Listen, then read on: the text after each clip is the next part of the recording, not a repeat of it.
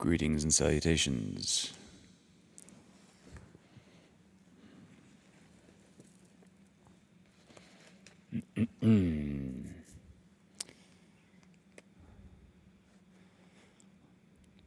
All right. Hello, Miss Blonde Avenger.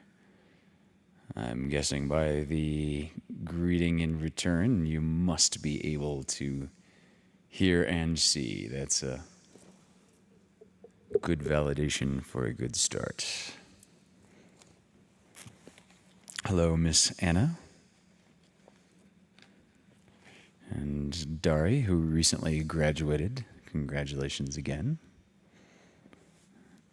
Hello, Svetlana. Hey. Svetlana says hi. You can see he's enwrapped. Lovely, lovely, lovely. Merry past Christmas and happy coming New Year. Good. Melissa Catano is here. Hello. Christina Beelan. Hello, darling. Claire Bear Foster. Yeah.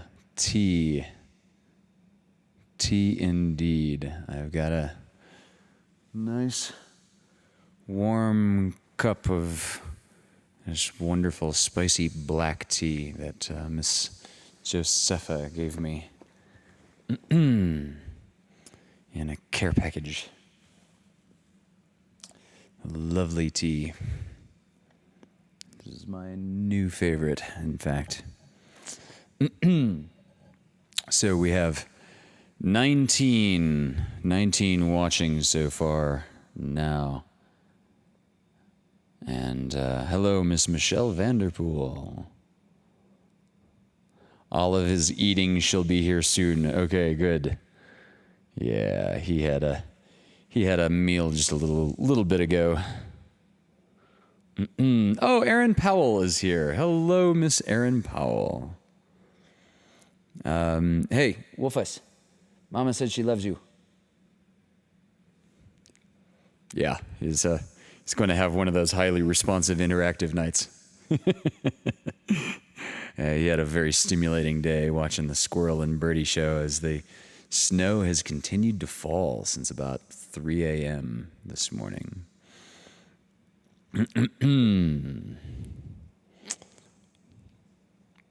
Lovely, lovely, lovely group of folks. And Terry is going to curl up on the couch and crochet. How perfect. How perfect. Good. Well, I think I'll open with a little winter poetry.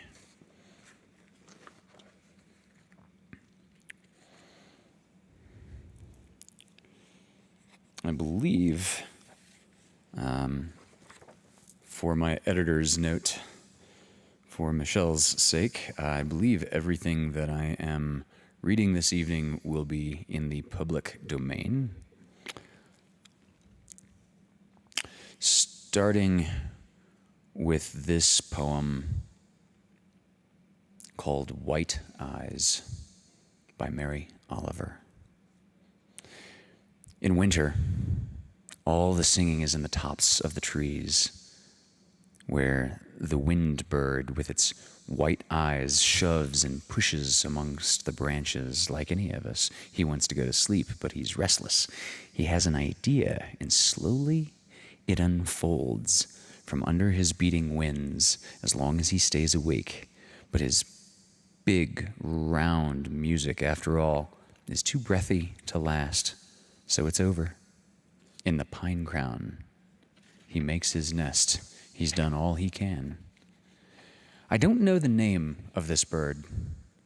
I only imagine his glittering beak tucked in a white wing, while the clouds, which he has summoned from the north, which he has taught to be mild and silent, thicken and begin to fall into the world below like stars, or the feathers of some unimaginable bird that loves us, that is asleep now and silent, that has turned itself into snow.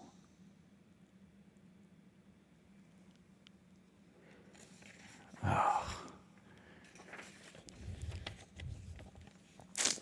Yeah.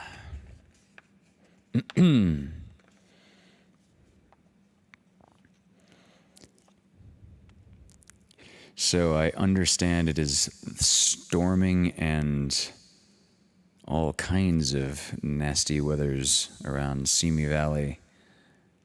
Yeah. Well, here, pleasantly, it's only quietly snowing. And, oh, Patty just took Cooper out for a walk in the snow. I wasn't aware that it snowed down there where you and Cooper are. That is, that's cute. Hello, Miss Emily Thatcher. Welcome. Thank you for joining us. I'm going to do another one before we start our short stories for the evening. This is Winter Trees by William Carlos Williams. All the complicated details of the attiring and the disattiring are completed. A liquid moon moves gently among the long branches, thus having prepared their buds against a sure winter. The wise trees stand sleeping in the cold.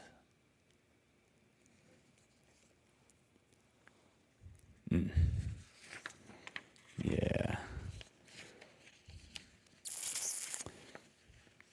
And one more as folks are rolling in. Oh, and if you could do me the favor of clicking the three things at the bottom of the screen. Click a thumbs up. Pretty please share it to wherever you share these things. And lastly, if you click save, doesn't even matter to which watch list or watch later that you save it to. That all matters very much for the YouTube algorithm. We'd be grateful.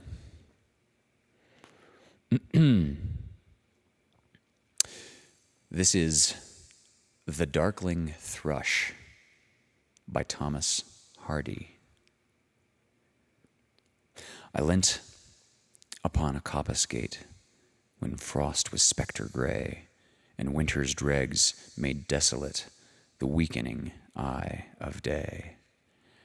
The tangled bine stems scored the sky like strings of broken lyres, and all mankind that hunted nigh had sought their household fires. The land's sharp features seemed to be the century's corpse outlent, his crypt and the cloudy canopy, the wind his death lament. The ancient pulse of germ and birth was shrunken hard and dry, and every spirit upon earth seemed feverless as I. At once a voice arose among the bleak twigs overhead, in full-hearted even song of joy illimited. An aged thrush, frail, gaunt, and small, in blast-beruffled plume, had chosen thus to fling his soul upon the growing gloom. So little cause for carolings of such ecstatic sound was written on terrestrial things afar or nigh around, that I could think there trembled through his happy good-night air some blessed hope whereof he knew, and I was unaware.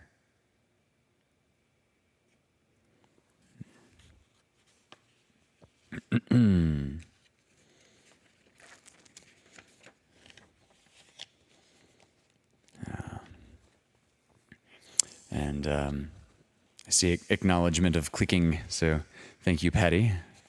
Thank you, Svetlana. Thank you, Dari. The check marks by Christina, I'm going to say thank you, and Christina as well. It's very sweet of you all. And let's get to a story. All right.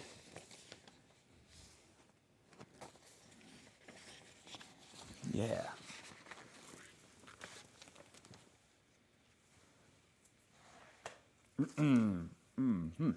All right. So, this evening's first story is a classic Christmas tale.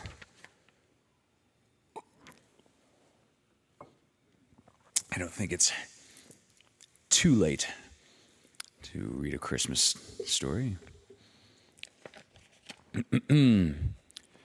Certainly not a Christmas story about bad timing, such as this one.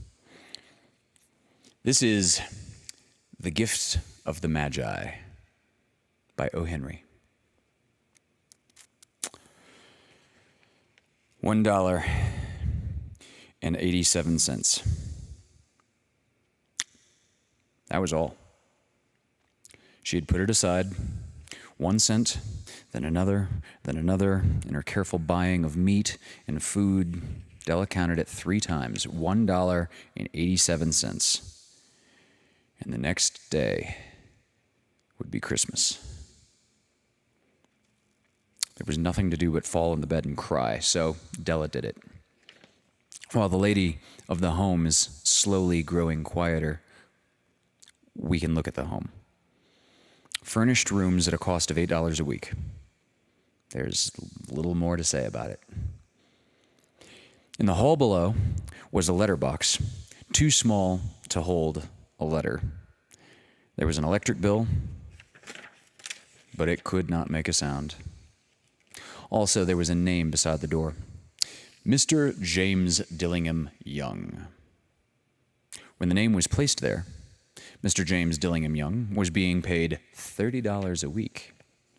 Now, when he was being paid only $20 a week, the name seemed too long and important.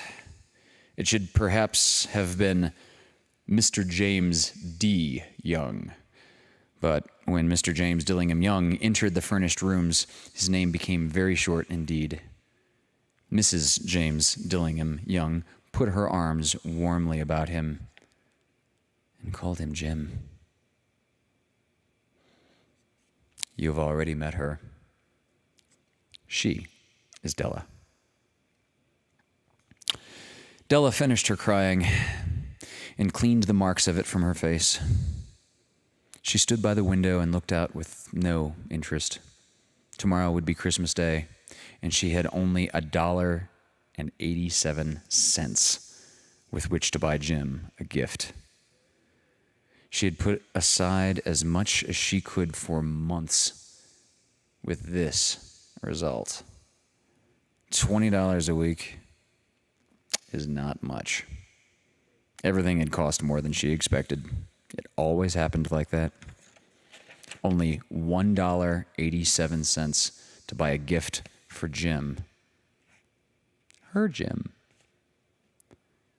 She had had many happy hours planning something nice for him, something nearly good enough, something almost worth the honor of belonging to Jim. There was a looking glass between the windows of the room. Perhaps you've seen the kind of looking glass that is placed in $8 furnished rooms. It was very narrow. A person could see only a little of himself at a time. However, if he was very thin and moved very quickly, he might be able to get a good view of himself. Della, being quite thin, had mastered this art. Suddenly, she turned from the window and stood before the glass.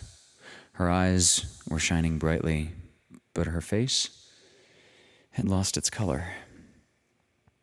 Quickly, she pulled down her hair and let it fall to its complete length.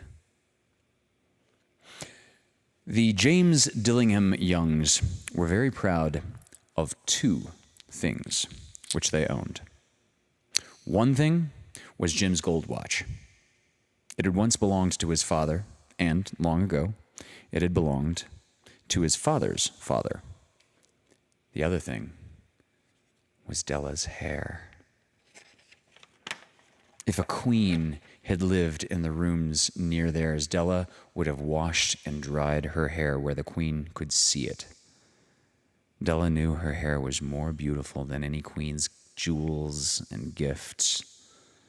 If a king had lived in the same house with all his riches, Jim would have looked at his watch every time they met. Jim knew that no king had anything so valuable. So now, Della's beautiful hair fell about her, shining like a falling stream of brown water. It reached below her knee. It almost made itself into a dress for her.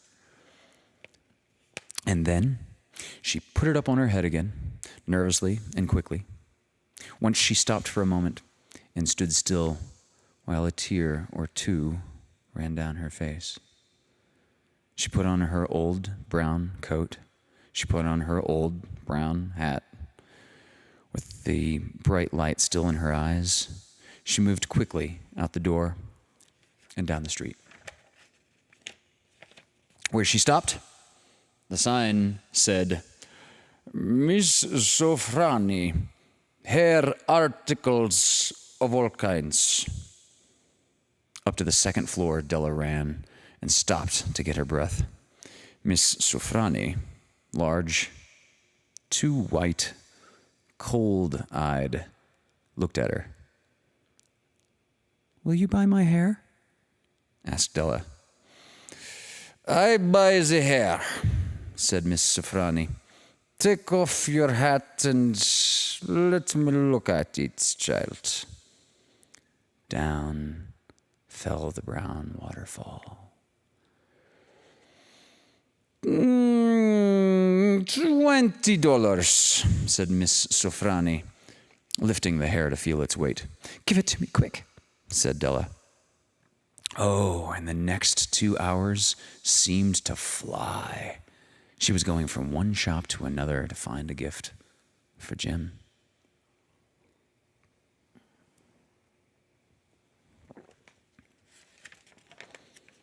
She found it at last. It surely had been made for Jim and no one else. There was no other like it in any of the shops, and she had looked in every shop in the city.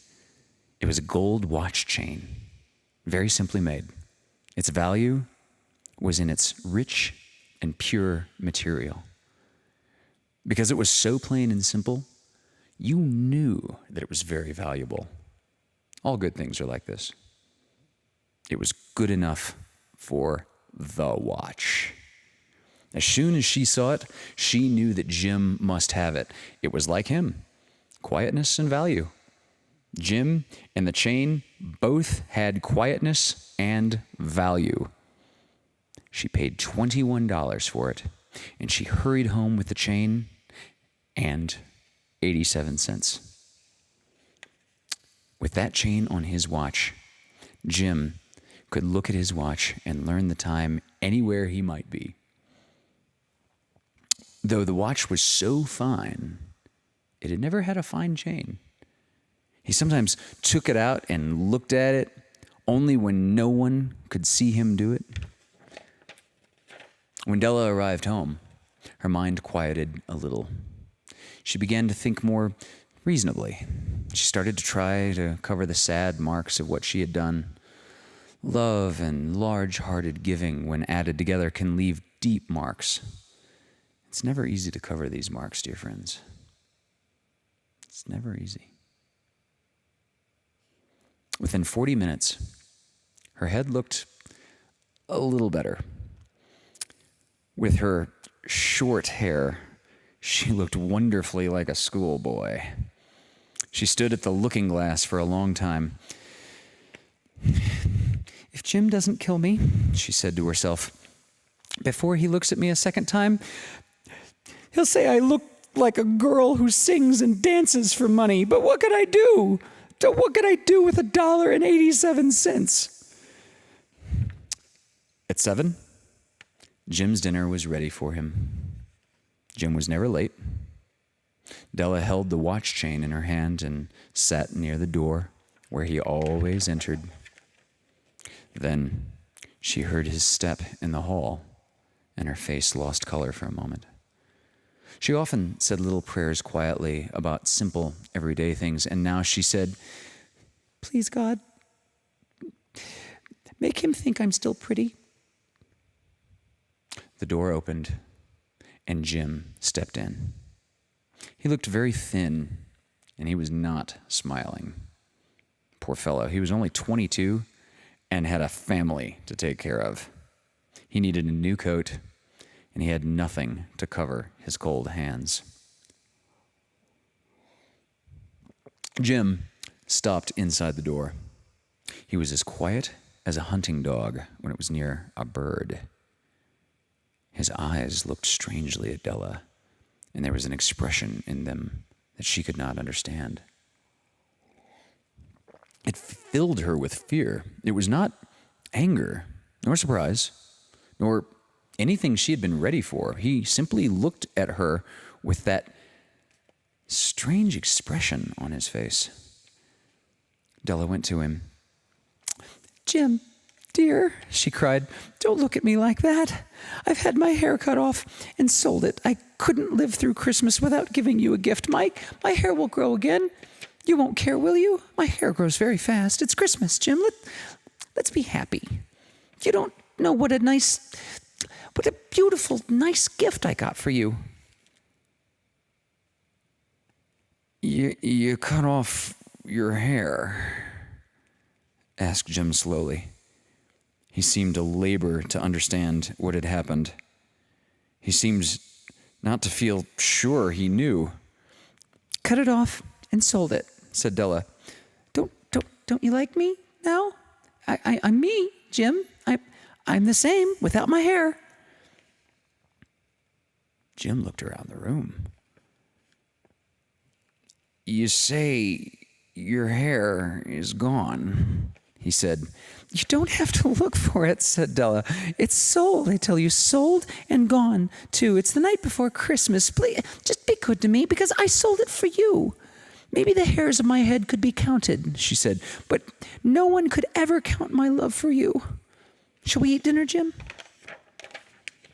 Jim put his arms around his Della. "For 10 seconds, let us look in a different direction. $8 a week or $1 million a year, how different are they? Someone may give you an answer, but it will be wrong. The Magi brought valuable gifts, but that was not among them. My meaning will be explained soon." From inside the coat, Jim took something tied in paper. He threw it on the table.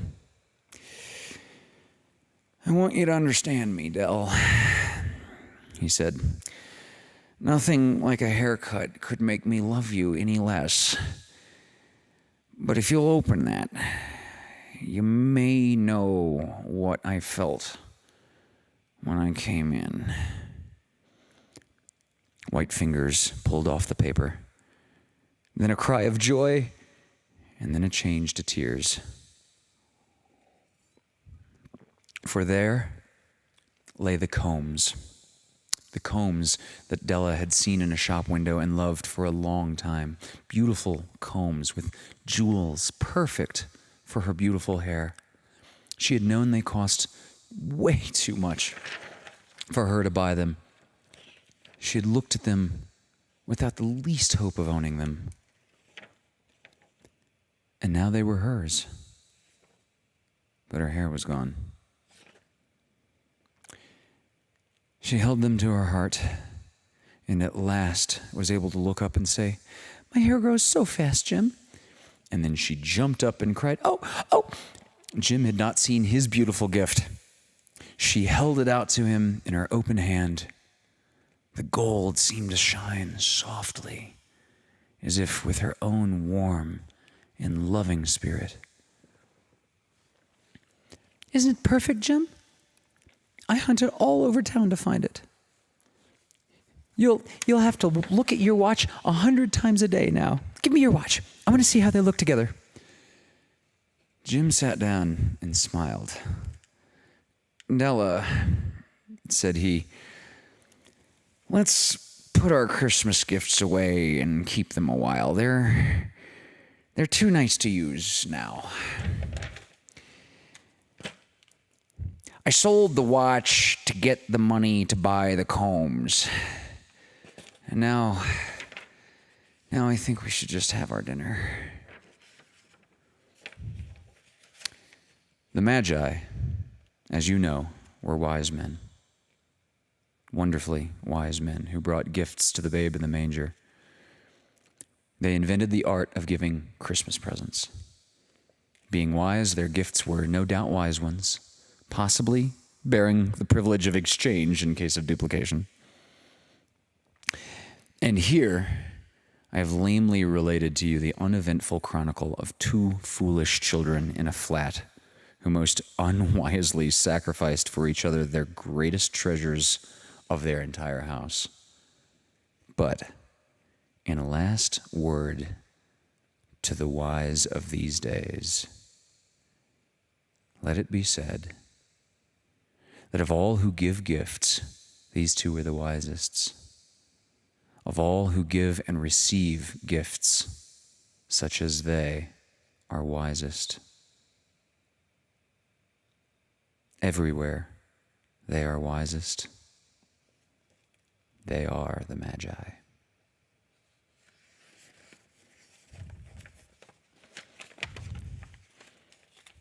Because they loved each other.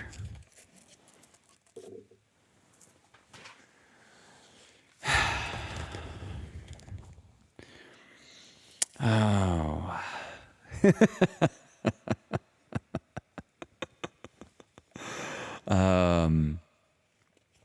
Oh, good. Malika has joined us. Malika is a well-read individual. I'm sure she was very, very familiar with that one. And, oh, good. Dari, I'm glad both Ray and Olive are sitting down to join us now. Lovely. Lovely, lovely, lovely. Erin Powell, is this your first time joining us on a Monday night? Erin has been to many Lovecasts on Thursdays, and she is a Mother Hips fan, which is how I know her. Well, and good, Emily Thatcher. I'm glad it was a great story for you. That is, wow. That's one. Wow, I've got an itchy nose tonight. That is one I think I probably read in 5th grade, 4th grade, something like that. And yeah, it's just it's one of those classic. Oh, Emily, you've never heard that one before? Oh, that's wonderful. I'm glad you heard it. I'm glad you heard it here first. For the rest of your life, you will hear of that story. There's a Disney version. I can't remember what Minnie sells, but I think it's something to give Mickey a case for his harmonica, and Mickey sells his harmonica to get Minnie something, and I don't know what that something is. So yeah, but I'm certain there's a Disney version of this. Yeah. Oh, you sold the combs. It's in there.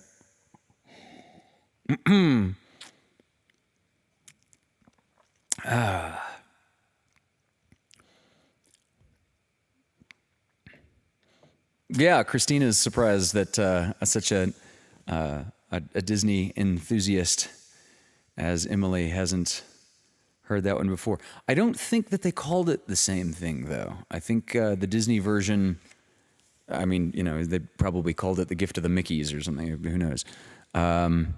Mickey buys chain for Minnie's locket. Okay. So, which is, and he's got a harmonica, and she buys a really nice harmonica case.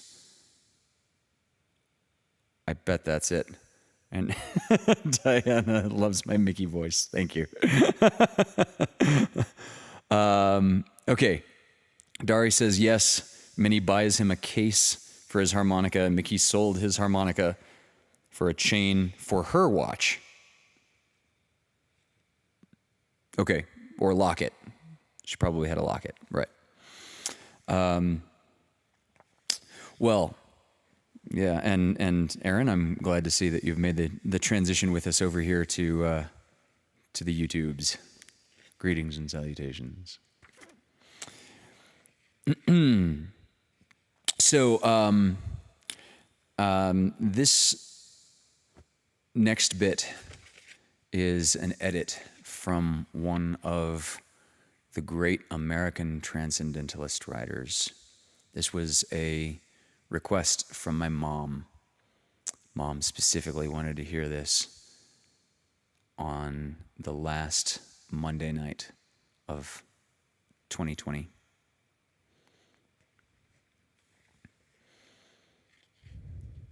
This is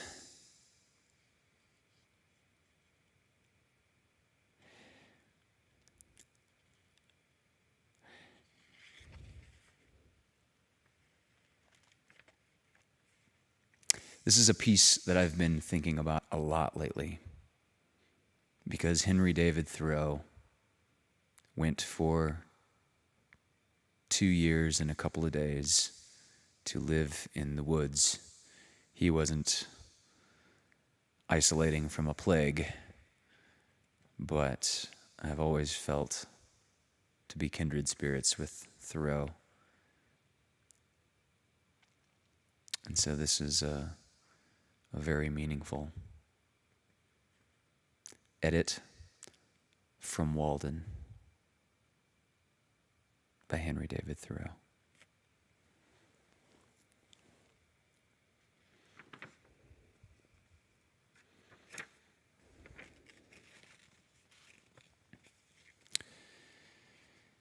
Time is but the stream I go a-fishing in.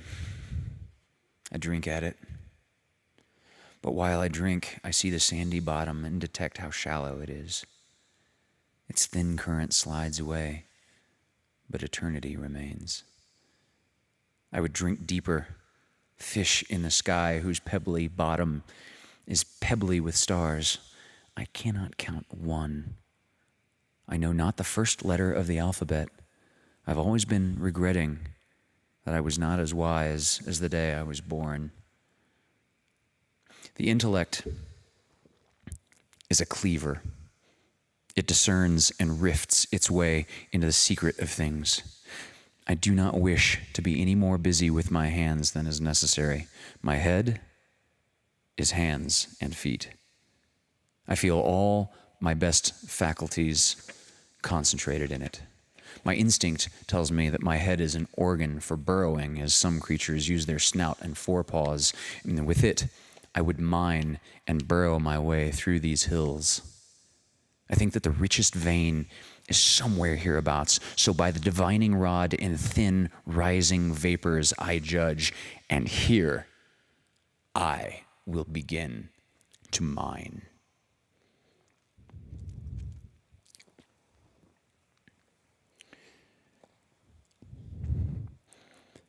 Excerpt from chapter 18.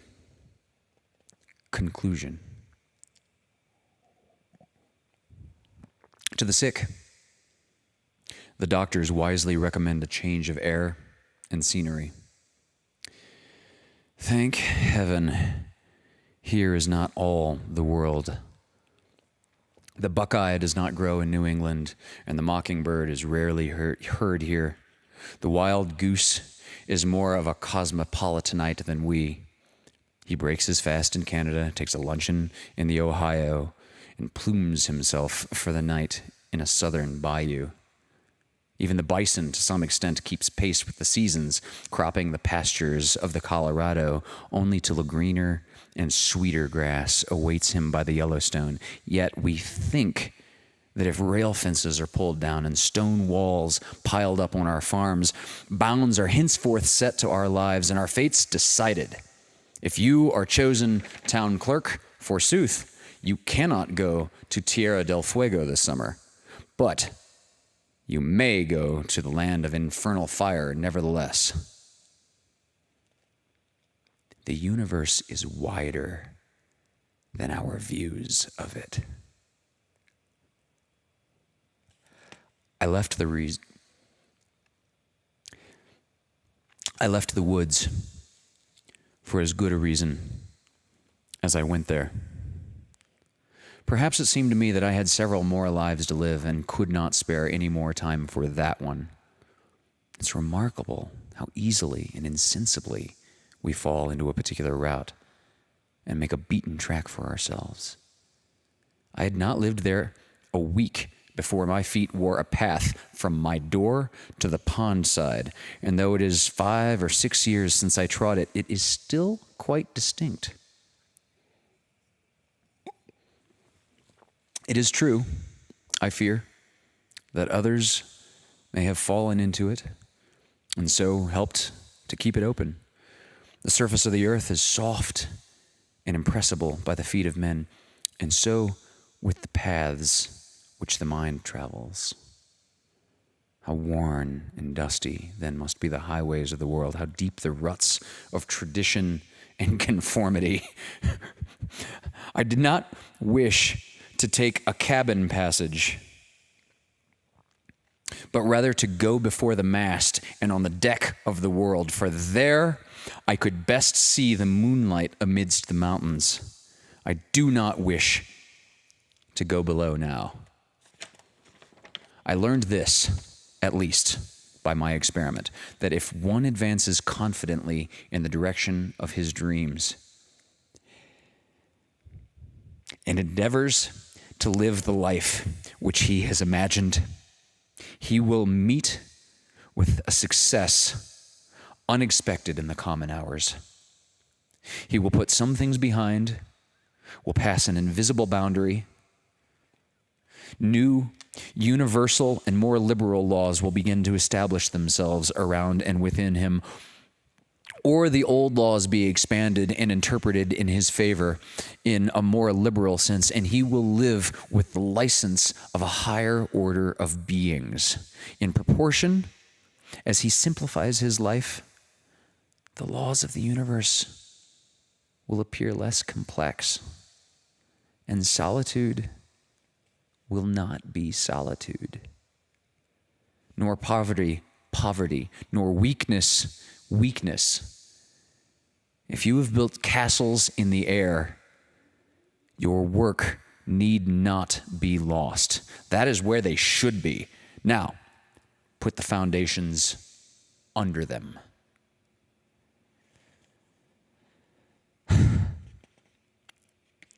I desire to speak somewhere without bounds, like a man in a waking moment, to men in their waking moments, for I am convinced that I cannot exaggerate enough even to lay the foundation of a true expression. I do not suppose that I have attained to obscurity, but I should be proud if no more fatal fault were found within my pages on this score than was found with the Walden ice. Southern customers objected to its blue color, which is the evidence of its purity, as if it were muddy, and preferred the Cambridge ice, which is white, but tastes of weeds. The purity men love is like the mists which envelop the earth, and not like the azure ether beyond.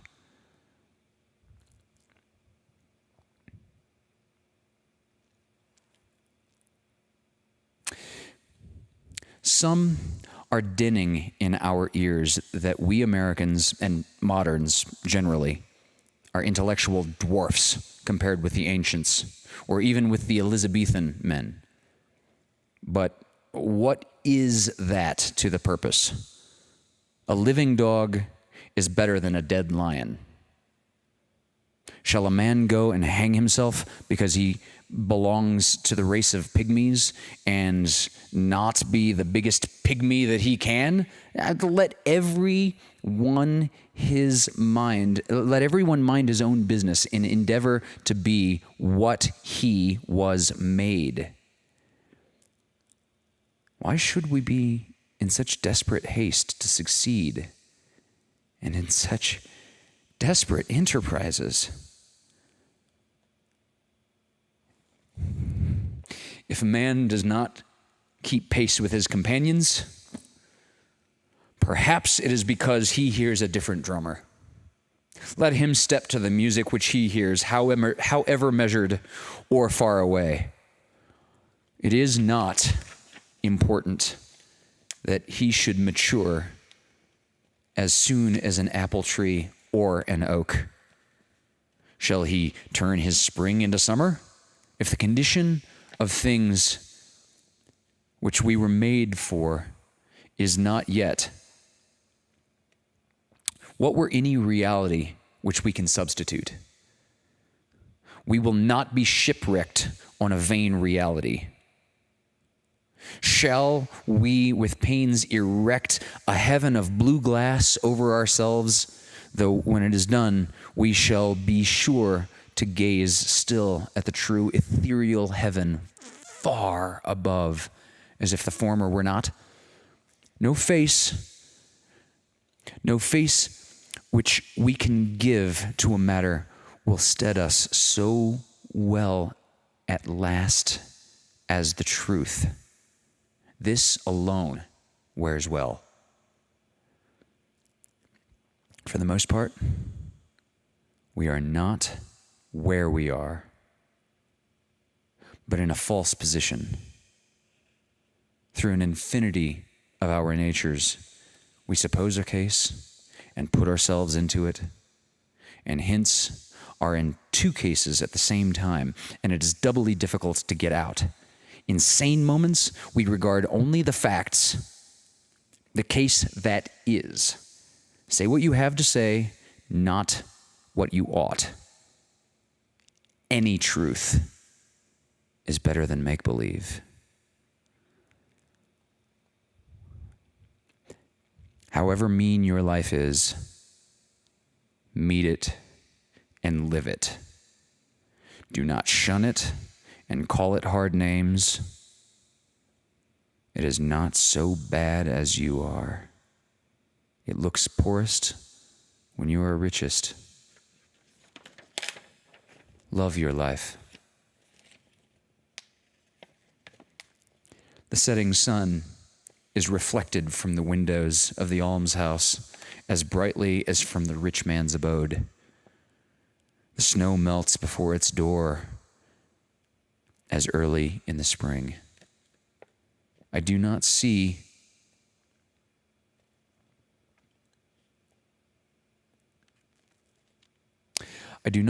but a quiet mind may live as contentedly there and have as cheering thoughts as in a palace. The town's poor seem to me often to live the most independent lives of any. Maybe they are simply great enough to receive without misgiving. Do not trouble yourself much to get new things, whether clothes or friends. Things do not change. We change. Sell your clothes. Keep your thoughts.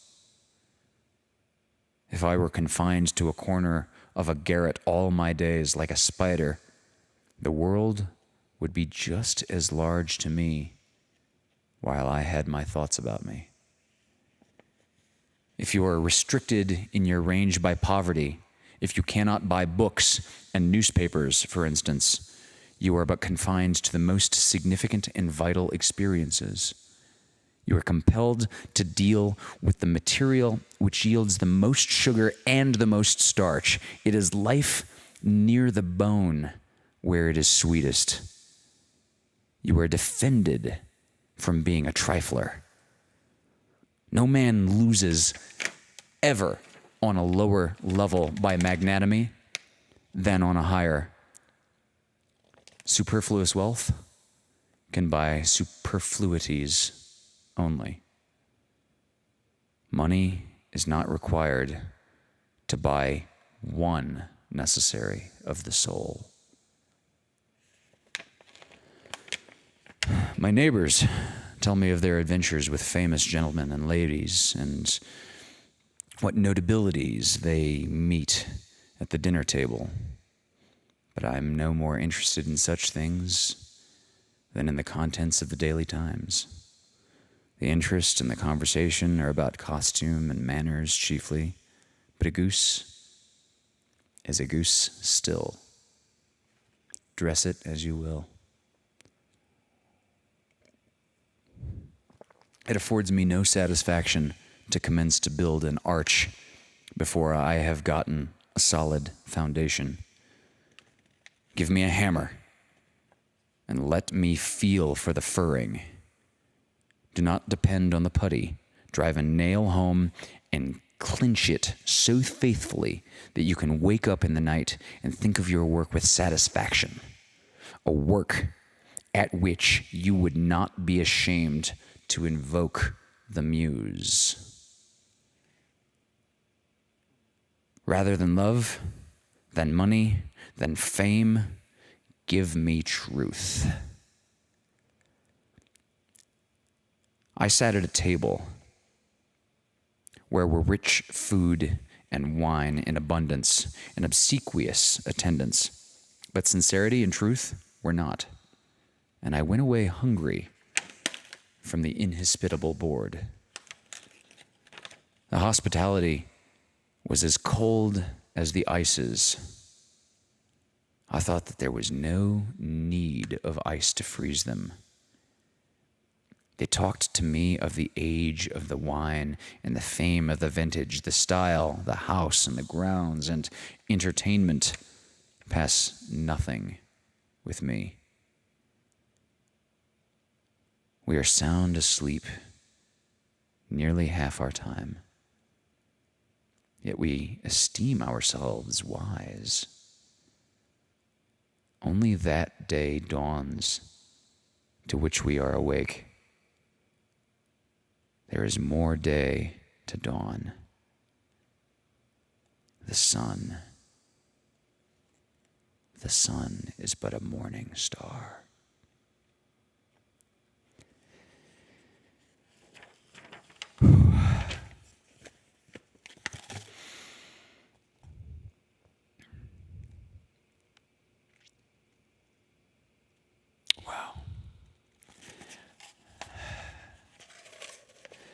I've been to Walden a few times.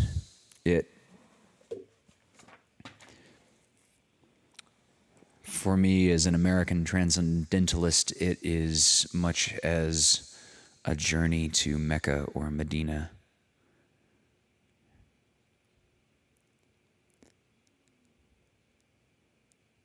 Mom, thanks for picking that. I think I needed to read that, if not out loud, at least to myself.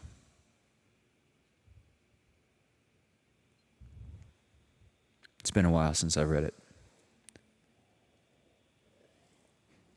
It's a good reminder of what's important.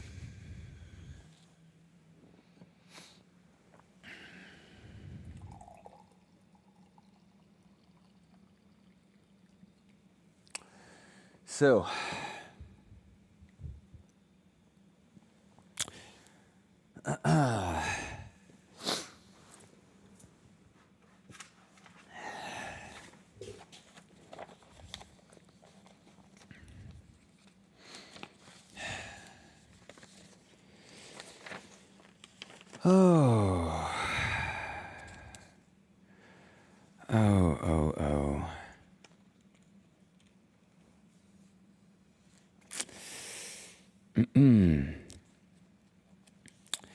How about we follow that?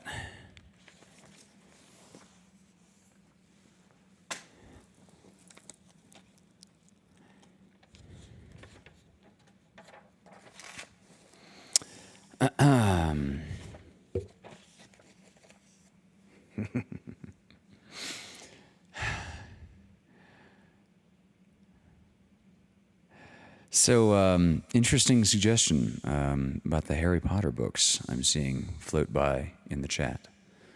I haven't read much Harry Potter. Interestingly enough, where I was born and raised,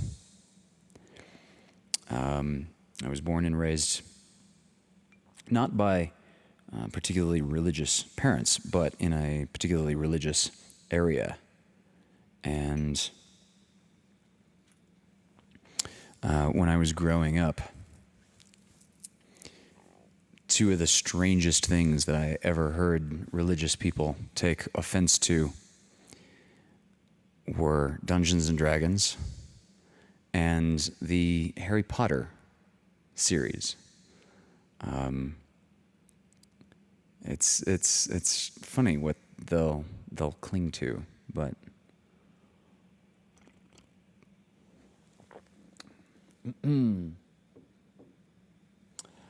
but that is an interesting suggestion about the Harry Potter series. I see Mom says Harry Potter series is my second favorite series of all time. I'm just going to assume that Mom's first is Lord of the Rings. Yeah, Dari, actually, reading Lord of the Rings or just The Hobbit would be interesting. Emily says, my mom was totally against Harry Potter when my brothers and I were little. Emily, can you expand on that? Or was it because of that same strange religious exception? I don't really comprehend. Diana Nicole says, what about Twilight? Okay, so interesting, because I've not read Harry Potter with any great detail or depth, and I've not read any Twilight at all. But Stephen King, of all folks, gave the most interesting critique of Twilight that I ever heard or read of any particular series. And I bring this up as relevant because he compared it to Harry Potter. He said, Harry Potter, I'm going to paraphrase broadly here as I'm recalling this off the top of my head. Harry Potter is about growing so that one may triumph in the face of adversity and meeting the challenges that life presents as we grow into the human beings that we are to become. Twilight is about the importance of having a boyfriend.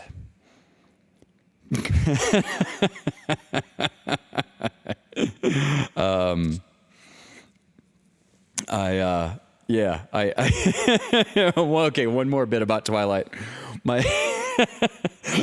favorite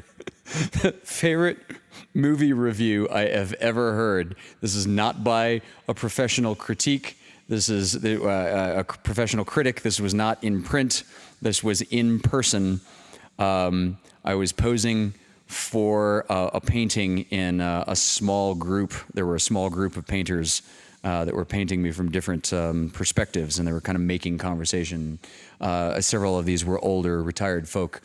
And one guy was this real old black man. He and I bonded talking about music real early. We got along real good, especially Bill Withers. And he's telling me on break, he says, I took my grandkids to see this movie, New Moon, and they like the books a lot. Well, there's this skinny little white girl who had two boyfriends, and one was a werewolf, and the other was a Dracula, and one would hit the other, and he'd go flying through the air, and I seen about enough.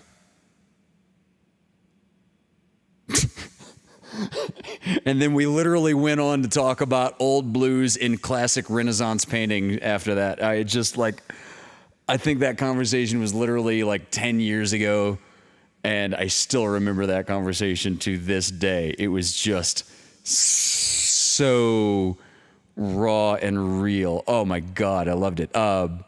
Dari, what about reading Interview with a Vampire? Interview with a Vampire, Harry Potter, and Lord of the Rings would all be incredible.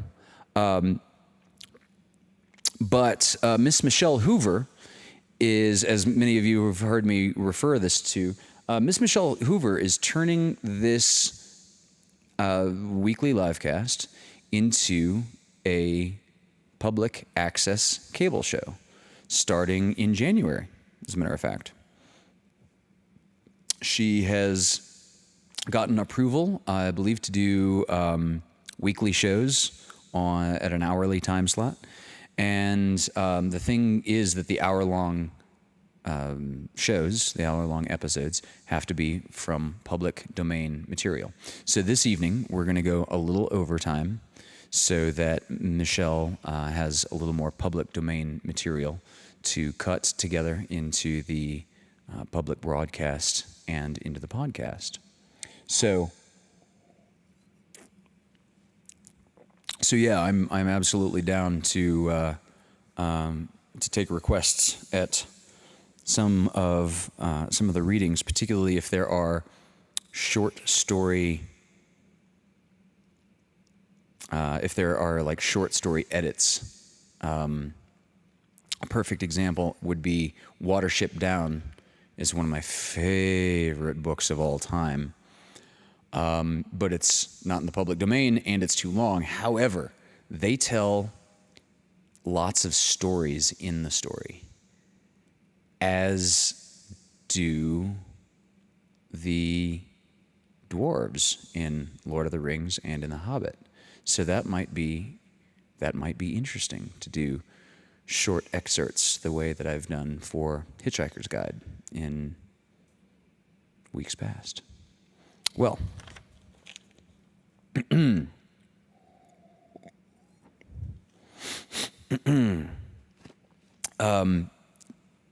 Melissa Catano also loves Watership Down. Yes, wonderful. By the way, I believe there are some wonderful audiobooks of Harry Potter read by someone incredible. Is it Stephen Fry? I mean, they're really mainstream, like on Audible, maybe even on YouTube. So, yeah, if you're into having classical literature or just good books and stuff read to you, there are some really good Harry Potter audio books out there. And, well, cool, Erin. Thank you for she digs my impersonations. Thank you. Wind in the Willows and Wrinkle in Time. Malika, brilliant. Terry said, how about Aesop or Chaucer? Funny, Malika just mentioned Aesop last week. Yeah, Aesop's Fables or Chaucer would be incredible. Wow, maybe The Miller's Tale, for that matter.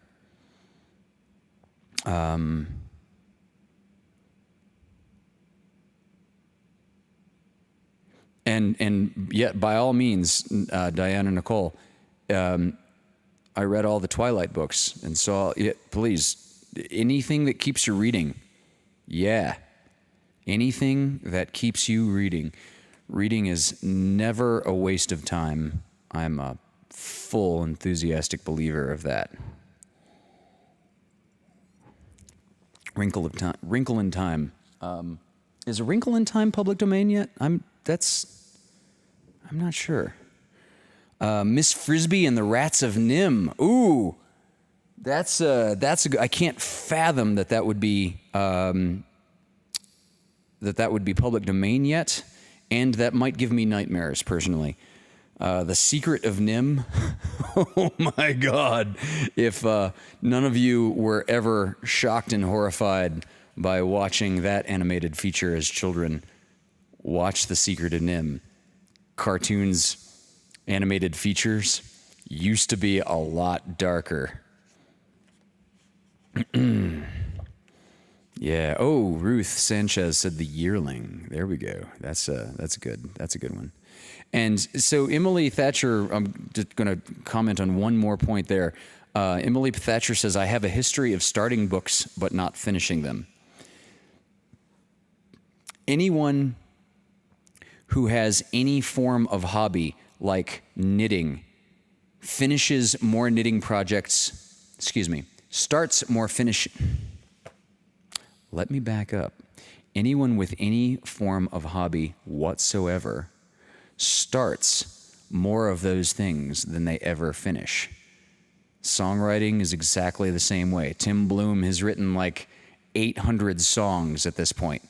He's probably started 2,200 songs that he didn't finish, and we know the 800 that he did and put onto albums. So by all means, don't let that be something to dissuade you from starting more stuff. And Malika said The Little Prince for sure. Yeah, but I can't read French, not with any accuracy. And yay, Dari, writing the same book for 15 years. Keep writing it. There's a very famous filmmaker, I think it was Francis Ford Coppola, who once said that movies are never finished. They're merely given up on.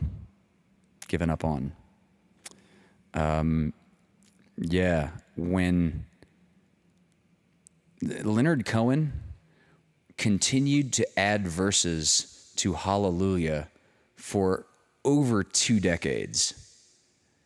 I don't even remember. The guy just kept coming up with verses for that song. So if you want to call like an official canon version, you could look at what he released on his album Once Upon a Time, but he added to it since then. For me, the canon version would be Jeff Buckley's recording of it, but Leonard Cohen kept on adding and amending. The Portrait of the Mona Lisa has got some strange quirks about it that are probably, like, for instance, the horizon. If you look beyond her, the horizon isn't even with itself. It's like Da Vinci just kind of started like going, I don't like the left side of this. I'm gonna okay, and then he just never got around to fixing the other side of it. But he carried around that damn painting for years. He carried it for years with him, and he just kept just fucking with it and changing it. I once heard a great artist who was painting me at the time comment. He told this silly joke. He said, how many painters does it take to finish a masterpiece? Thinking this is going to be some incredibly insightful anecdote into Baroque mindset of the artist. He goes, 11. Takes one guy to finance it. It takes one guy to paint it. And it takes 9 people to pull the painter away from the canvas when it's done.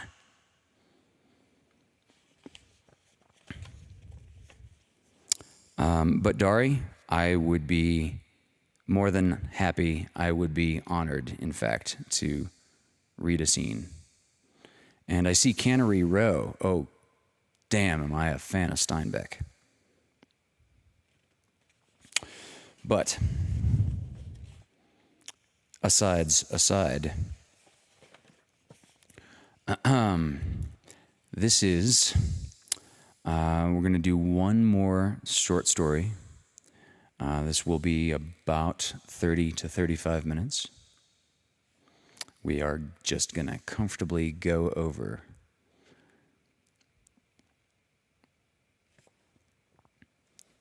This is The Garden Party by Catherine Mansfield.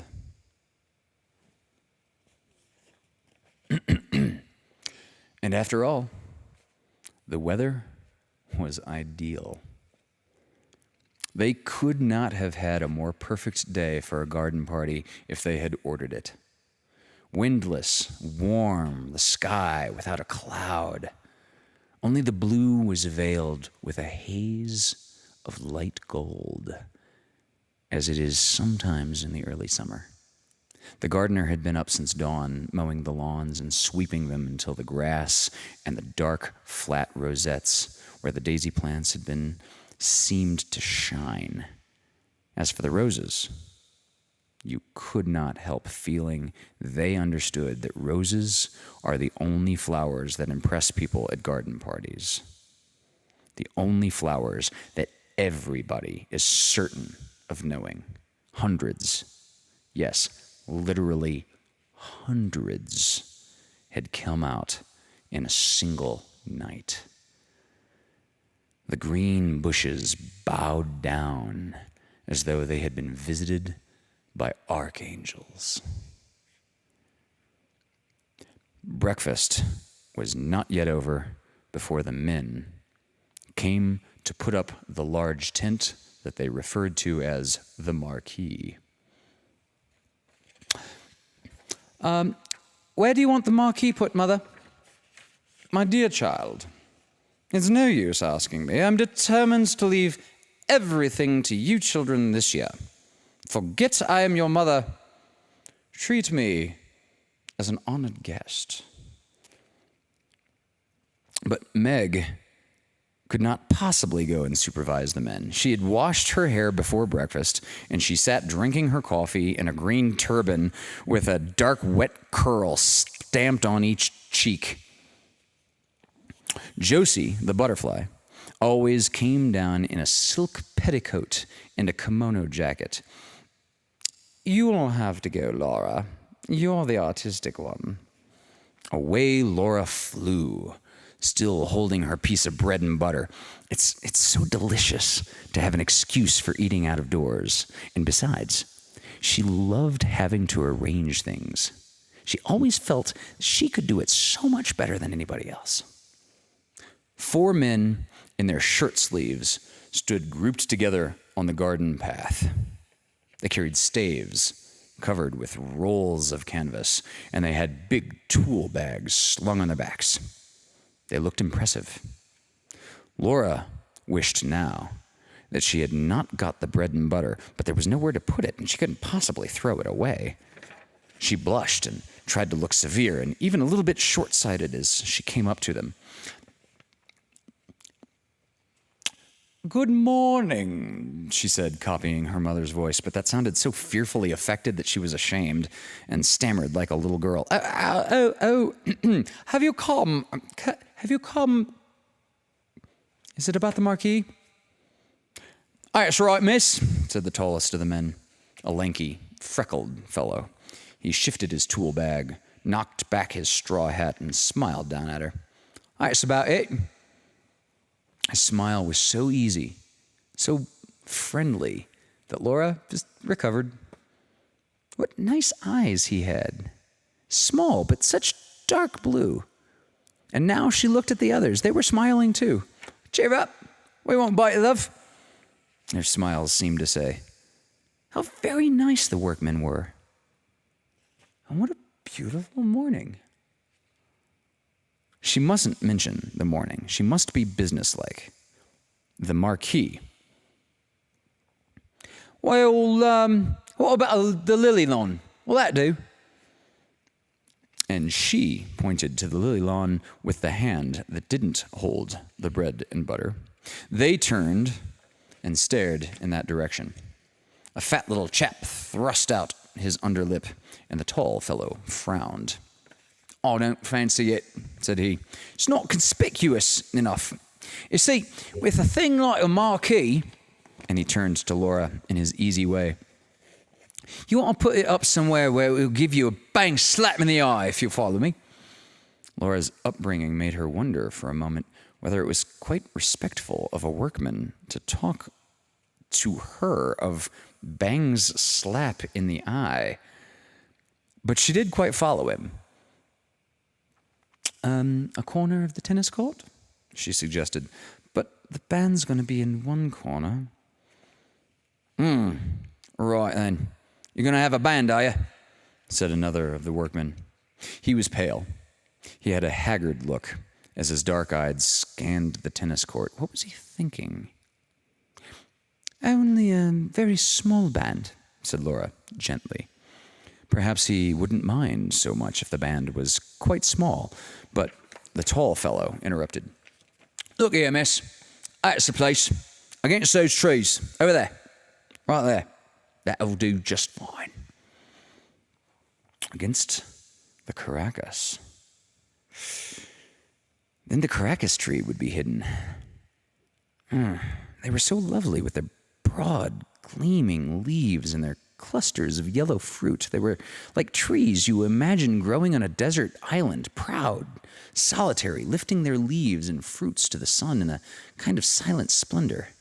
Must they be hidden by a marquee? They must.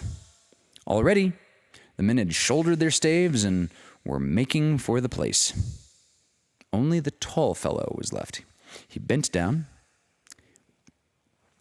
pinched a sprig of lavender, put his thumb and forefinger to his nose, and snuffed up the smell. When Laura saw that gesture, she forgot all about the Caracas in her wonder at him caring for things like that, caring for the smell of lavender. How many men that she knew would have done such a thing? Oh, how extraordinarily nice workmen were, she thought. Why couldn't she have workmen for friends rather than the silly boys she danced with and who came to Sunday night supper? She would get on much better with men like these.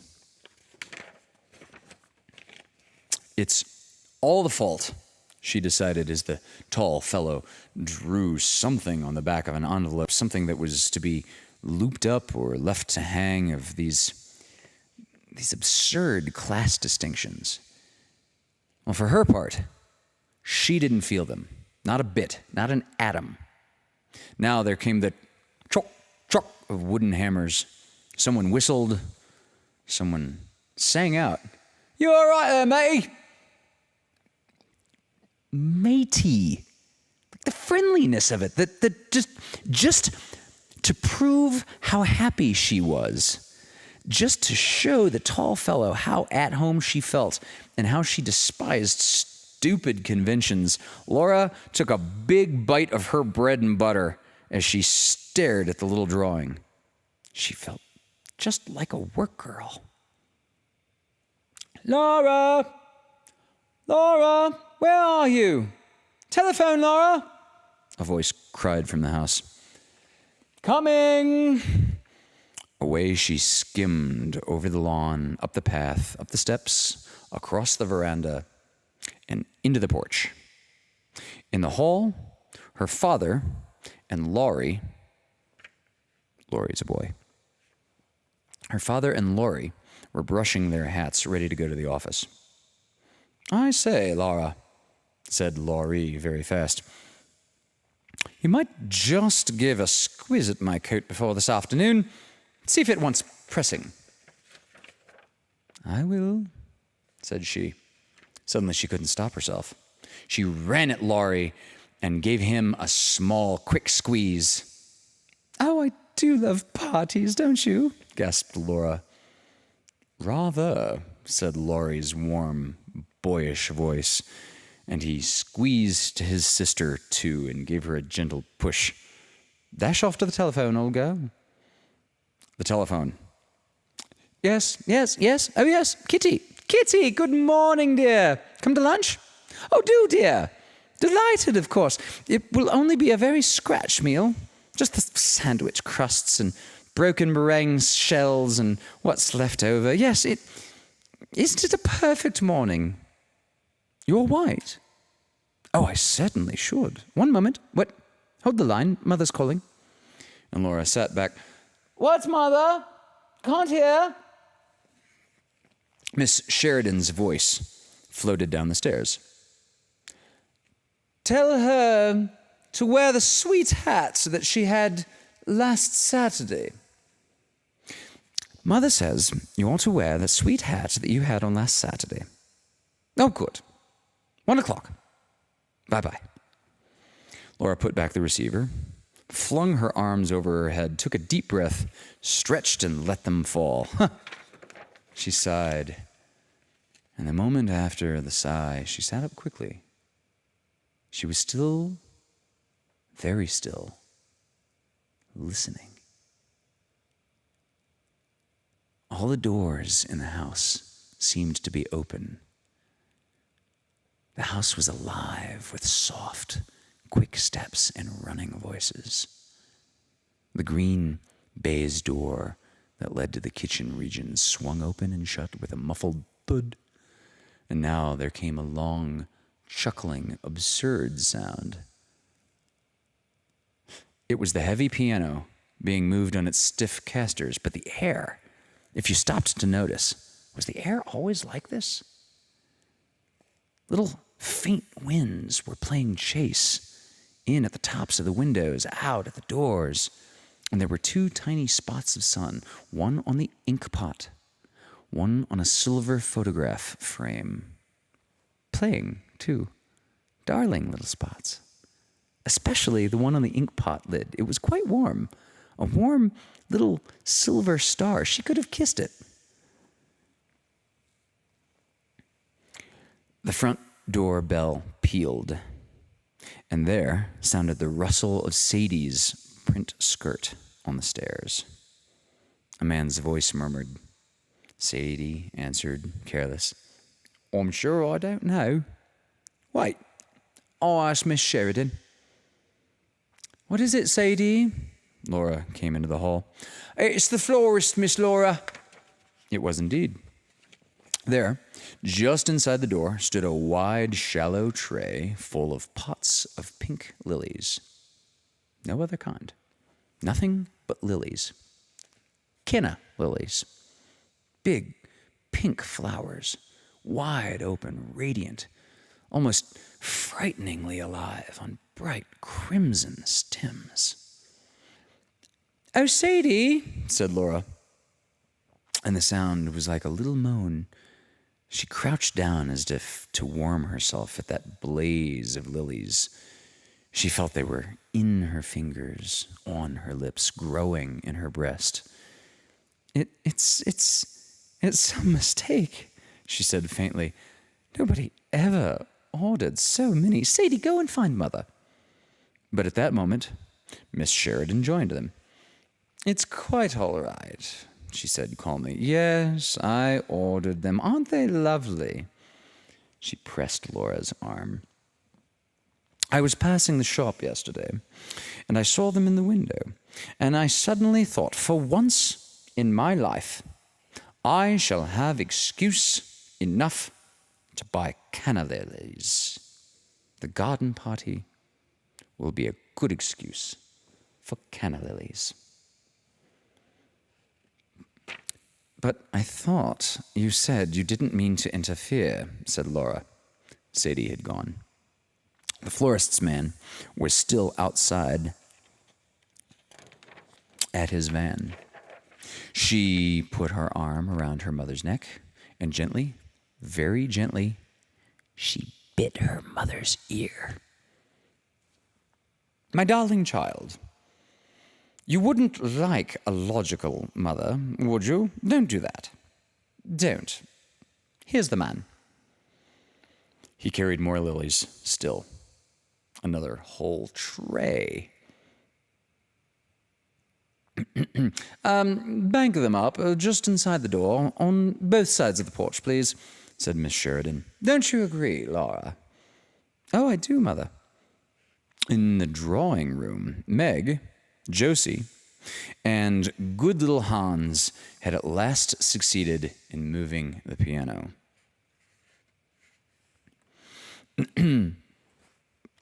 Now, if we put this Chesterfield against the wall and move everything out of the room except the chairs, don't you think? Quite.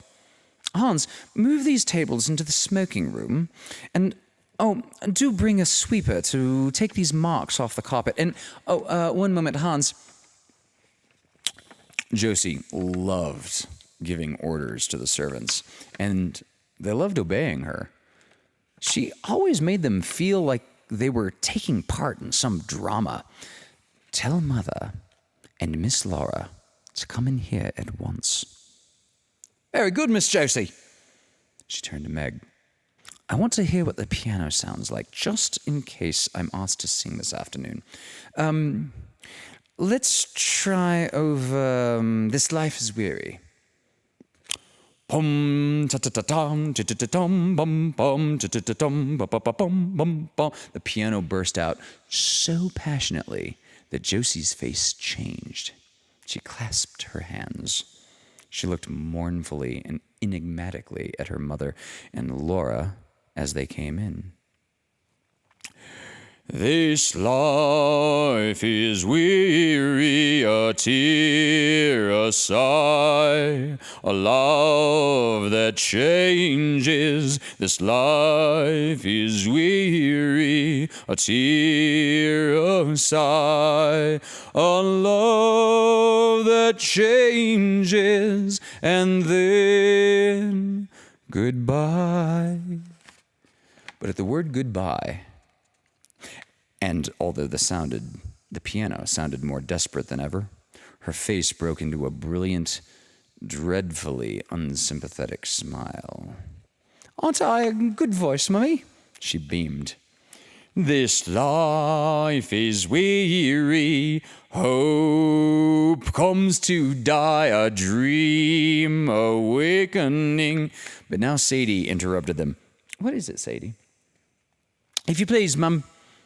Cook says you've got the flags for the sandwiches. The flags for the sandwiches, Sadie, echoed Miss Sheridan dreamily, and the children knew by her face that she hadn't gotten them. Let me see, she said to Sadie firmly. Tell Cook I'll have them in 10 minutes. Sadie went. Now, Laura, said her mother quickly, come with me into the smoking room. I've got the names somewhere on the back of an envelope. You'll have to write them out for me. Meg, go upstairs this minute and take that wet thing off your head. Josie, run and finish dressing this instant. Do you hear me, children? Or shall I have to tell your father when he comes home tonight? And Josie, pacify Cook. If you do go into the kitchen, will you? I'm frightfully terrified of her this morning. The envelope was found at last behind the dining room clock, though how it had gotten there, Miss Sheridan could not imagine. One of you children must have stolen it out of my bag, because I remember vividly cream cheese and lemon curd. Have you done that? Yes. Egg, and Miss Sheridan held the envelope away from her. It looks like mice. It can't be mice, can it? Olive, pet, said Laura, looking over her shoulder. Oh, yes, of course. Olive. What a horrible combination it sounds. Egg and olive. They were finished at last, and Laura took them off to the kitchen. She found Josie there pacifying the cook, who did not look at all terrifying. I've never seen such exquisite sandwiches, said Josie's rapturous voice. How many kinds did you say there were, Cook? 15? 15, Miss Josie.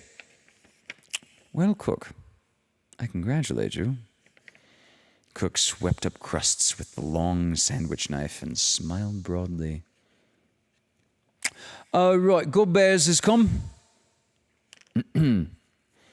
Godbears has come, announced Sadie, repeating with most class and dignity, issuing out of the pantry. She had seen the man pass the window. That meant that the cream puffs had come. Godbears, were famous for their cream puffs. Nobody ever thought of making them at home. Right. Put them in and put them on the table, my girl, ordered the cook. Sadie brought them in and went back to the door. Of course, Laura and Josie were far too grown up to really care about such things. All the same, they couldn't help agreeing that the puffs looked very attractive. Very. Cook began arranging them, shaking off the extra icing sugar. Don't they carry one back to one's parties? Said Laura. I suppose they do, said practical Josie, who never liked to be carried back. They look beautifully light and feathery, I must say. Have one each, my dears. Right, have one each, my dears, said the cook in her comfortable voice. Your ma won't know. Oh, impossible. Fancy cream puffs so soon after breakfast. The very idea made one shudder. All the same, 2 minutes later, Josie and Laura were licking their fingers with that absorbed inward look that only comes from whipped cream. Let's go into the garden, out by the back way, suggested Laura. I would love to see how the men are getting on with the Marquis. They're such awfully nice men. But the back door was blocked by Cook, Sadie, Godber's men, and Hans. Something had happened.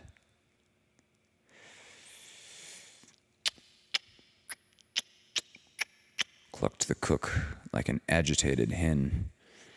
Sadie had her hand clapped to her cheek as though she had a toothache. Hans's face was screwed up in the effort to understand. Only Godber's man seemed to be enjoying himself. It was his story. What's the matter? What happened? Right, well, there's been a terrible accident, said the cook. Man was killed. A man killed? Where? How? When? But Godber's man wasn't going to have his story snatched from under his very nose. You know those little cottages just below here, miss? Know them? Know them? Of course she knew them. Well, there's a young chap living there, named Scott. He's a carter. His horse, it shied away from a traction engine, corner of Hawk Street this morning. He was thrown out of the back, right onto his head, killed, dead flat, done. Dead? Laura stared at Godber's man. Right, dead when they picked him up, said Godber's man with relish. They were taking the body home as I came up here. And he said to the cook, he left a wife and 5 little ones. Josie, come here. Laura caught hold of her sister's sleeve and dragged her through the kitchen to the other side of the green baize door. There she paused and leaned against it. Josie, she said, horrified, however are we going to stop everything? Stop everything, Laura, cried Josie in astonishment. Whatever do you mean? Stop the garden party, of course. Why did Josie pretend? But Josie was still more amazed. Stop the garden party? My dear Laura, don't be so absurd. Of course we can't do anything of the kind. Nobody expects us to. Don't be so extravagant. But we can't possibly have a garden party with a dead man just outside the front gate. That really was extravagant, for the little cottages were in a lane to themselves at the very bottom of a steep rise that led up to the house. A broad road ran between. True, they were far too near. They were in the greatest possible eyesore, and they had no right to be in that neighborhood at all. They were little mean dwellings, painted a chocolate brown, In the garden patches, there was nothing but cabbage stalks, sick hens, tomato cans. The very smoke coming out of their chimneys was poverty-stricken. Little rags and shreds of smoke, so unlike the great silvery plumes that uncurled from the Sheridans' chimneys. Washerwomen lived in the lane, and sweeps and a cobbler, and a man whose house front was studded all over with minute bird cages. Children swarmed. When the Sheridans were little, they were forbidden to set foot there because of the revolting language and of what they might catch. But since they were grown up, Laura and Laurie, on their prowls, sometimes walked through. It was disgusting and sordid. They came out with a shudder. But still, one must go everywhere. One must see everything. So, through they went.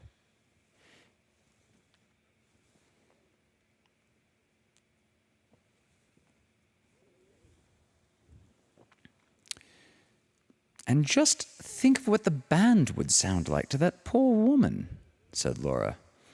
Oh, Laura, Josie began to be seriously annoyed. If you're going to stop a band playing every time someone has an accident, you lead a very strenuous life.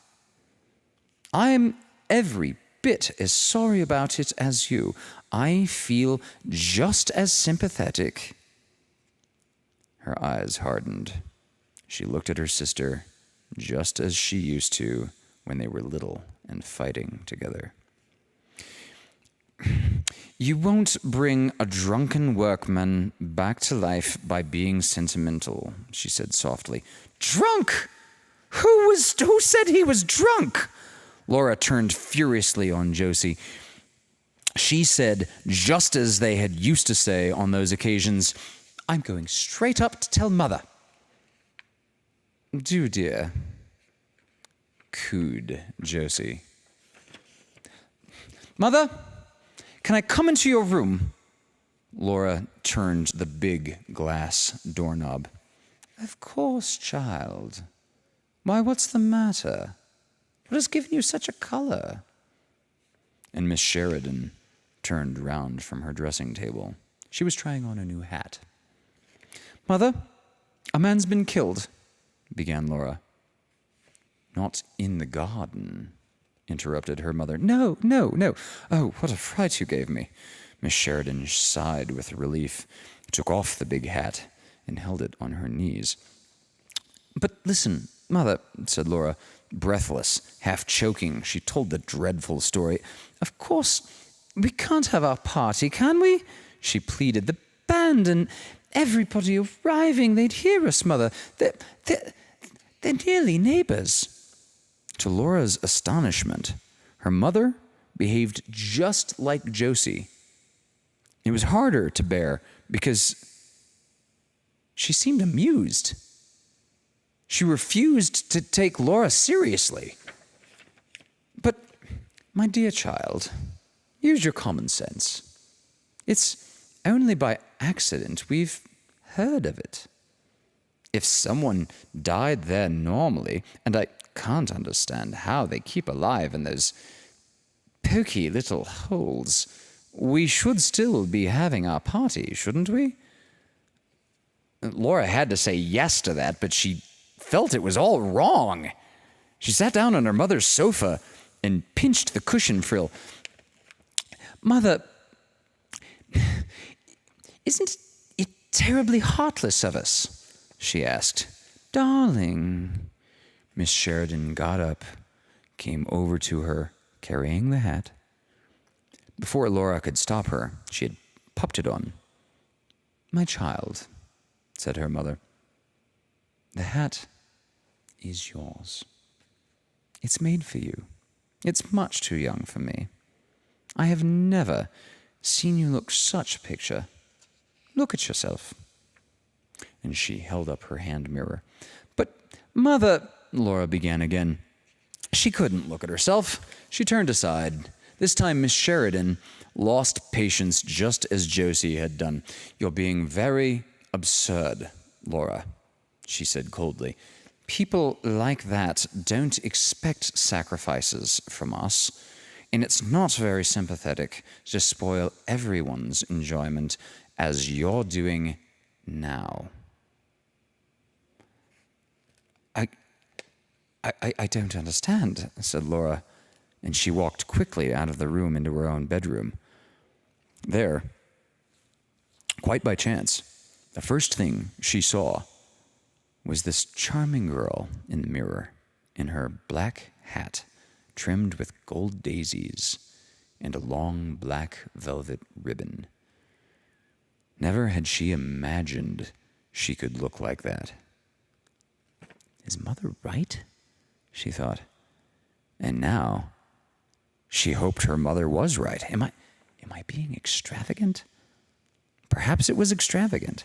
Just for a moment, she had another glimpse of that poor woman and those little children and the body being carried into the house. But it all seemed blurred, unreal, like a picture in the newspaper. I'll remember it again after the party's over, she decided. And somehow, that seemed quite the best plan.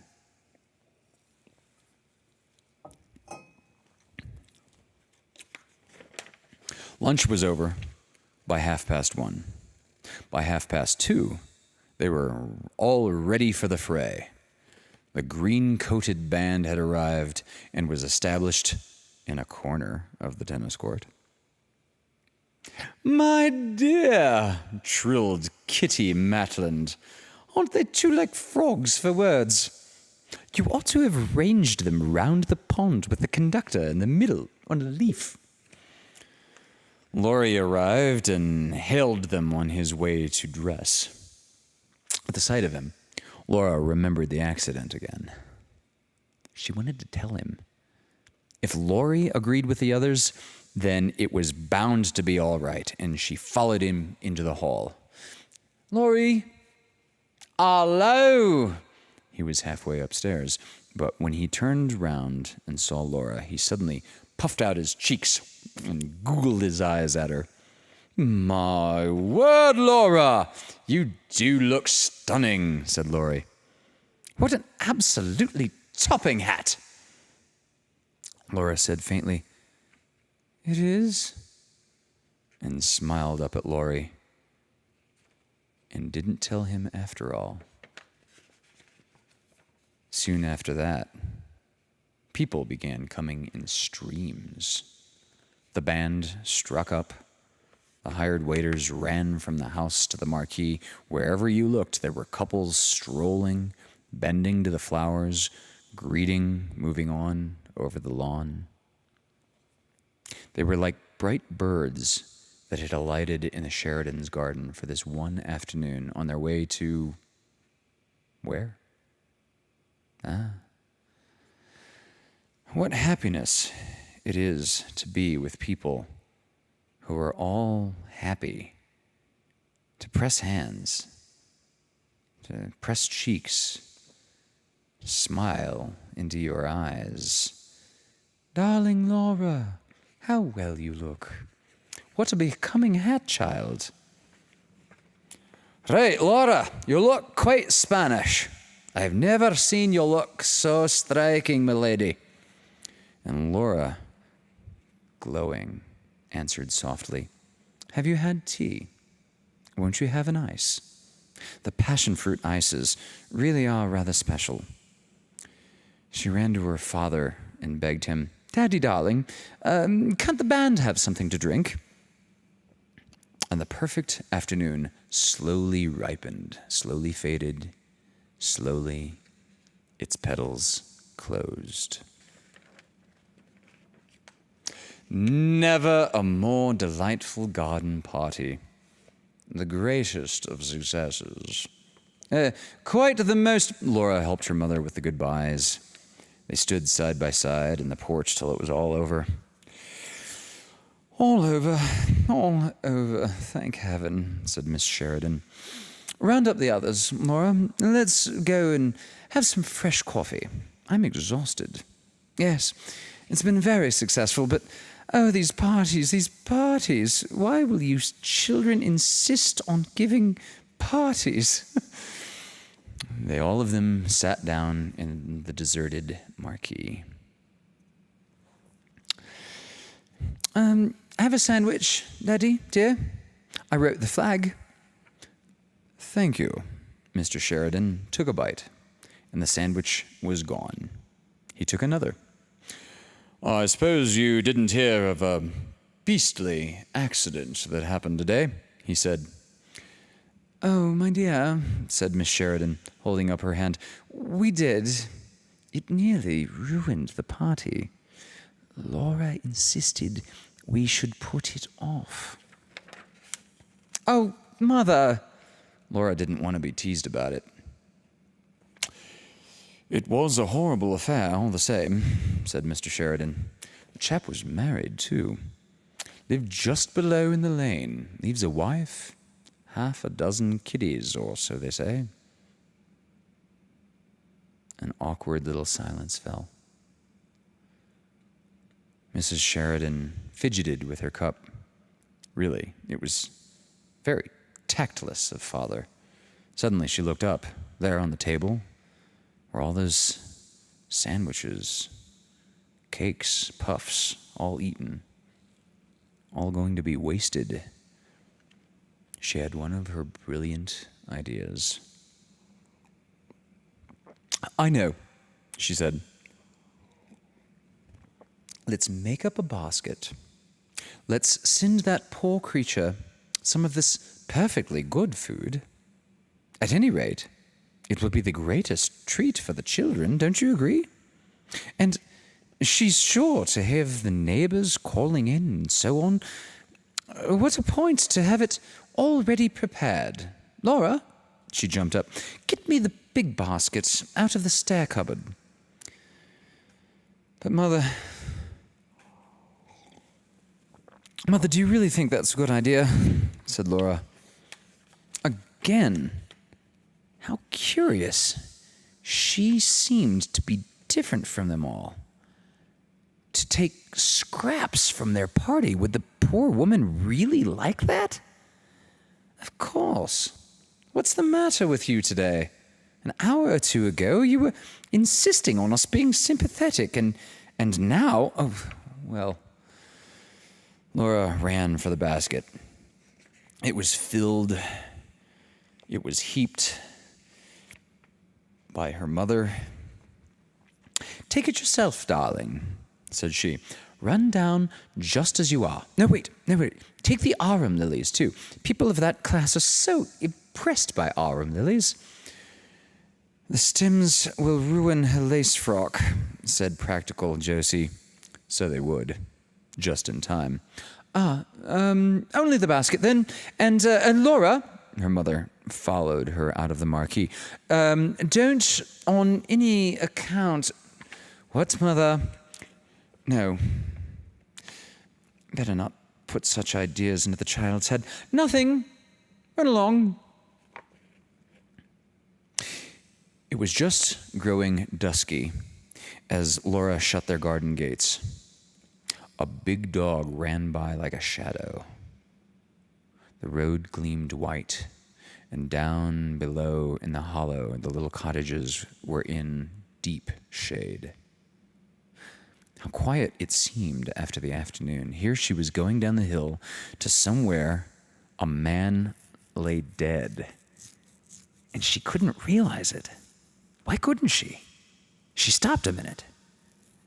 And it seemed to her that kisses, voices, tinkling spoons, laughter, the smell of crushed grass were somehow inside her. She had no room for anything else. How strange. She looked up at the pale sky, and all she thought was, yes, it was the most successful party. Now the broad road was crossed. The lane began, smoky and dark. Women in shawls and men's tweed caps hurried by. Men hung over the palings. The children played in the doorways. A low hum came from the mean little cottages.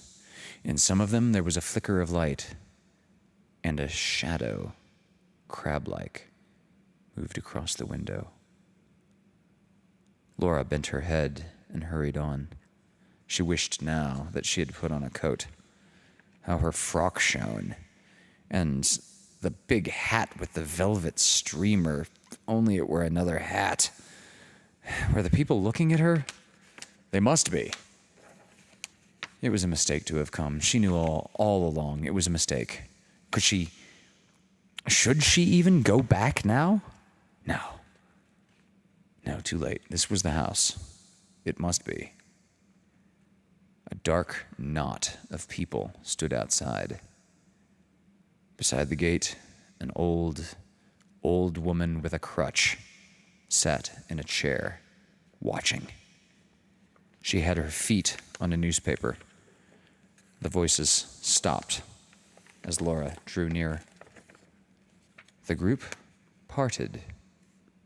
It was as though she was expected, as though they had known she was coming here. Laura was terribly nervous.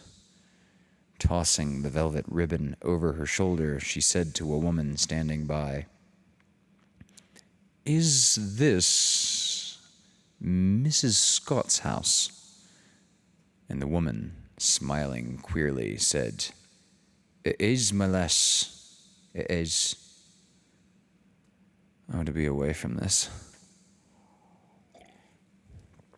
She actually said, "Oh, help me, God," as she walked up the tiny path and knocked. To be away from those staring eyes, or to be covered up in anything, one of those women's shawls even. I'll just leave the basket and go, she decided. I shan't even wait for it to be emptied.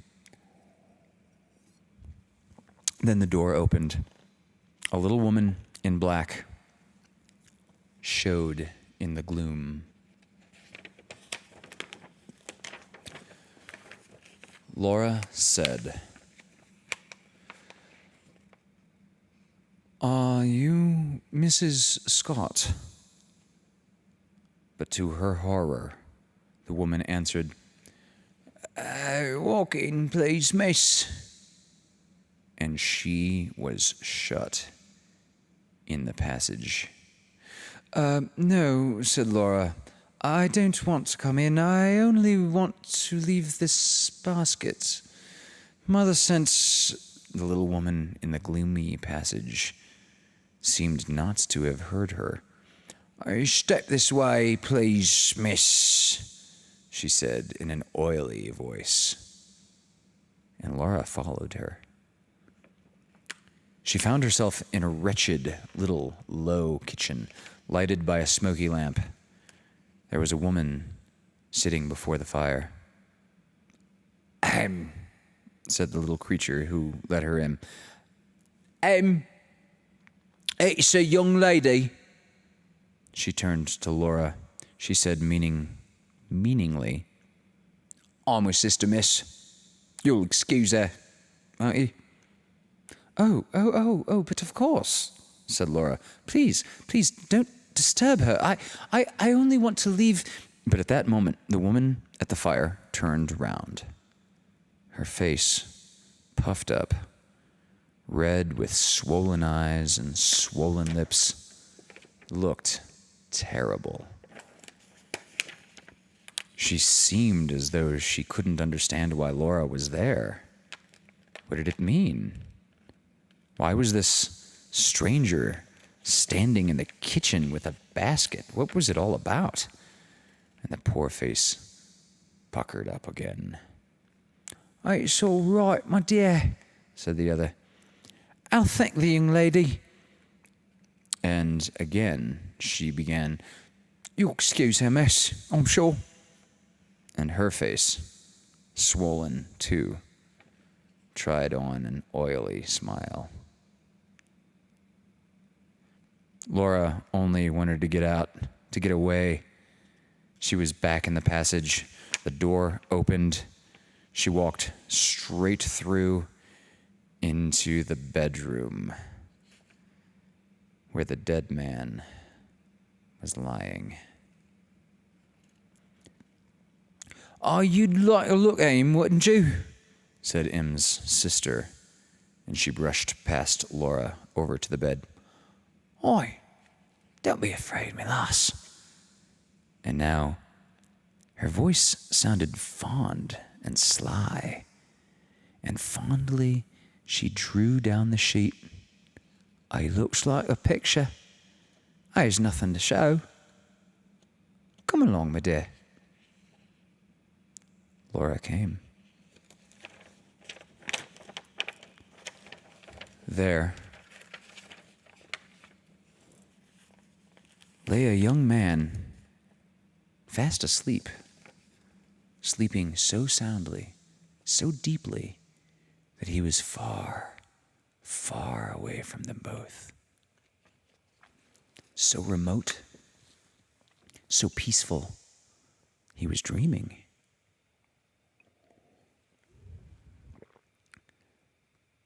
Never wake him up again.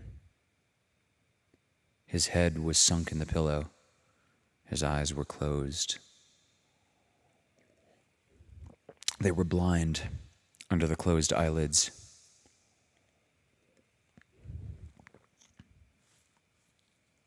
He was given up to this dream. What did garden parties and baskets and lace frocks matter to him? He was far from all those things. He was wonderful, beautiful. While they were laughing and while the band was playing, this marvel had come to the lane. Happy, happy. "All is well," said that sleeping face. "This is just as it should be. I am content." But all the same, you had to cry. And she couldn't go out of the room without saying something to him. Laura gave a loud, childish sob. "Forgive my hat," she said. And this time, she didn't wait for M's sister. She found her way out of the door, down the path, past all those dark people. At the corner of the lane, she met Laurie. He stepped out of the shadow. "Is that you, Laura?" "Yes." "Mother was getting anxious. Was it all right?" "Yes, quite." "Oh, Laurie." She took his arm. She pressed up against him. "I say, you're not crying, are you?" asked her brother. Laura shook her head, but she was. Laurie put his arm around her shoulder. "Don't cry," he said in his warm, loving voice. "Was it awful?" "No," sobbed Laura. "It was simply marvelous. But Laurie..." She stopped. She looked at her brother. "Isn't life..." She stammered. "Isn't life..." But what life was, she couldn't explain. No matter. No matter. He quite understood. "Isn't it, darling?" said Laurie.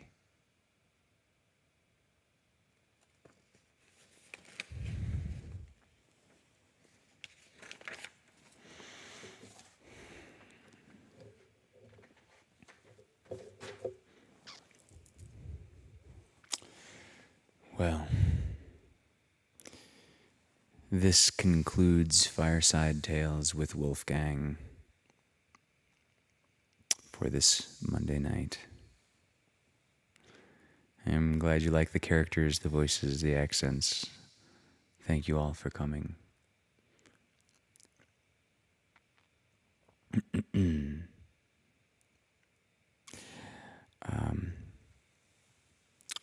Keep an eye out on the interwebs for Wednesday's video release from Hunter's Acoustic Cabin. Thursday night, New Year's Eve, of course, we will be doing the Lovecast at the regular scheduled time from 6 o'clock to 7 o'clock. And then at 7:30, the Vaudacity Network New Year's Eve Spectacular will commence. From 7:30 to 12:30, I'll be popping in and playing a song or two. And thank you again, all, for joining us. I hope this leaves you in as peaceful and restful a place as he has been this entire evening. Thank you again. And we will see you on Thursday.